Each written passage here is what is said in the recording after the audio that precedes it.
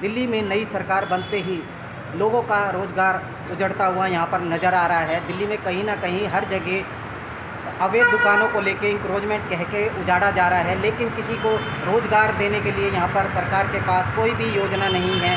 चाहे वो दुकानदार हो, चाहे एक रेडी पटरी वाला हो, कहीं ना कहीं दुकानदार और रेडी पटरी वाले सरकार से आस लगा के बैठे थे कि उनको रोज़गार मिलेगा, नई सरकार आएगी, उनके लिए कुछ ना कुछ करेगी। लेकिन यहाँ पर कुछ भी नज़र इस तरीके से नहीं आ रहा है।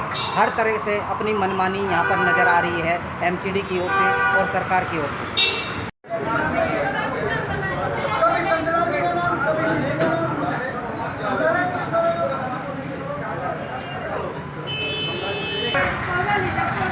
क्या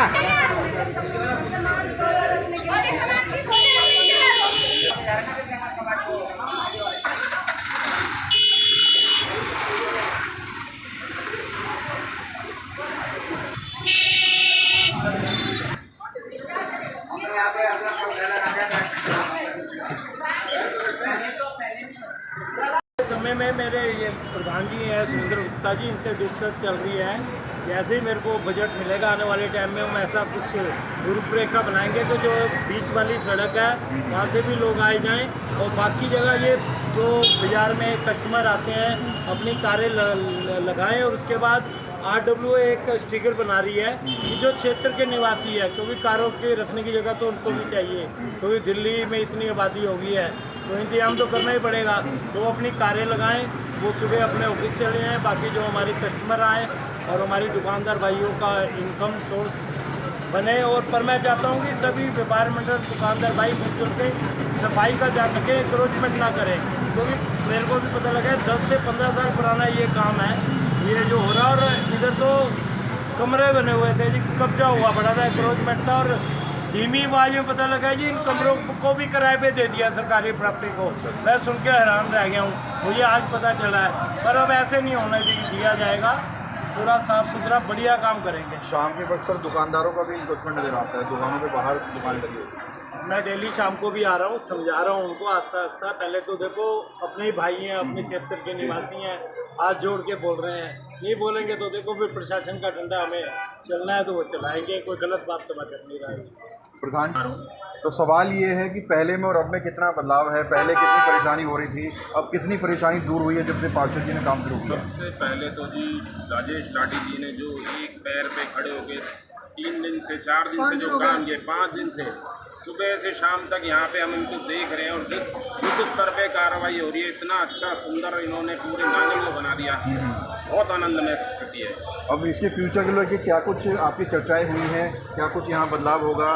ग्रीनरी होगी, ग्रीन बेल्ट इसको बनाया, क्या कुछ चर्चाएं हुई? बिल्कुल बिल्कुल जी, बिल्कुल सुंदरता बने ताकि रास्ते खुले, अच्छा व्यवहार बने, अच्छा लोगों को व्यापार मिले, खुले रास्ते होंगे, लोगों को पार्किंग मिलेगी, ग्राहक आएगा, और यहाँ पे ग्रीनरी भी बढ़ेगी तो नेचुरल है कि सब चीज़ अच्छी होगी। रेडियो को इंक्रोचमेंट तो आपने हटा दिया, लेकिन दुकानदार जो इंक्रोचमेंट करते हैं उसका ध्यान रखेंगे आप? ये दुकानदार अपने लेवल में रहेगा, दुकानदार को कोई शौक नहीं है, उसके लिए अपनी दुकान बहुत है, वो अपनी दुकान में सीमित रहेगा, और जैसे हमारे नेता कहेंगे हम वैसे सहयोग करेंगे।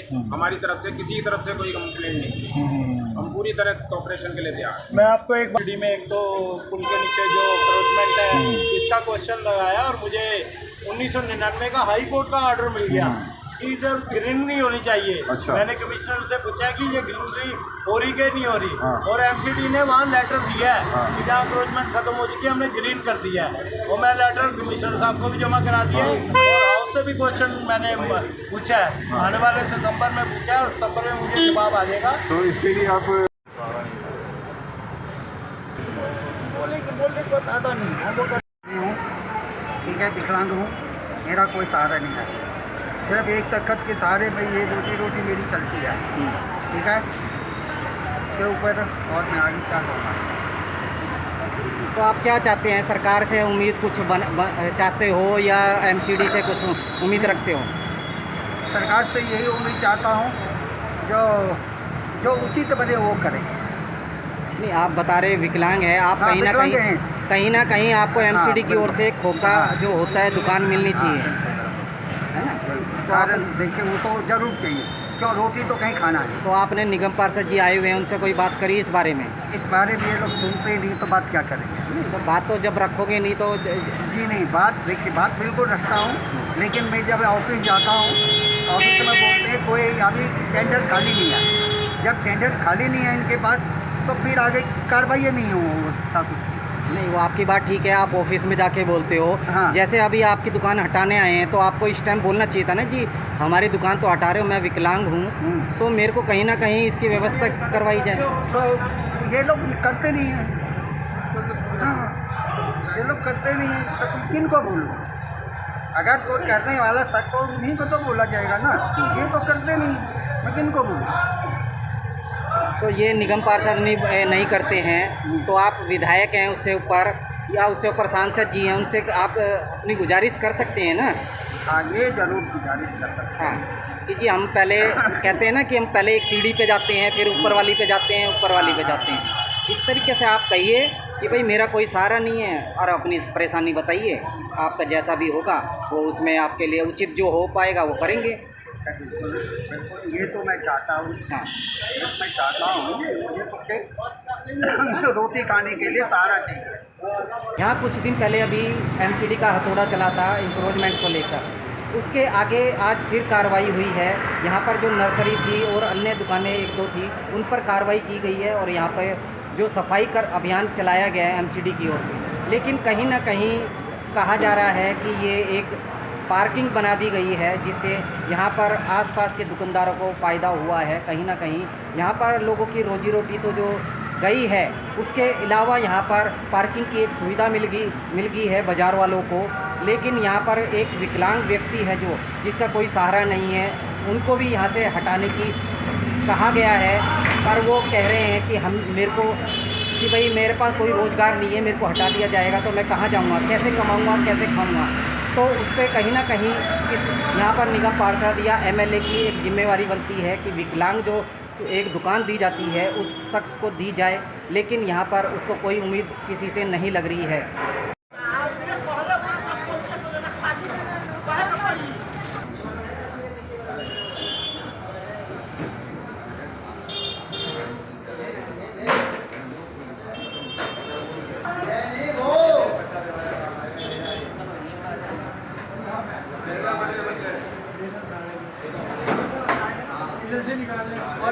अबे बेल गिरेगा 32 पे।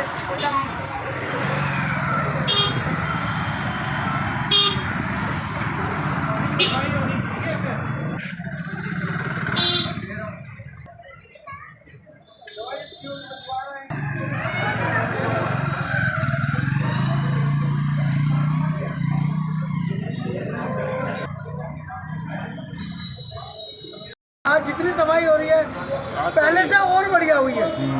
जो पौधे वाले तक, जलेबी वाले की दुकान से लेके पौधे वाले जो रास्ते बंद है वो अब रास्ते खुल जाएंगे और ये आगे कार्य प्रगति की ओर चलेगा। बाजार वालों को भी, कस्टमर को भी पार्किंग मिलेगी और कस्टमर जो है आएगा तो उसे सुविधा मिलेगी तो दुकानदारी बढ़ेगी। दुकानदारी बढ़ेगी, सबका रोजगार बढ़ेगा। एक लड़का रखा हुआ है तो वो 2 रखने की क्षमता रखेगा। जैसे पट्टी पे लगा रहे थे, आए दिन गुंडागर्दी, वो चीज़ खत्म हो चुकी है।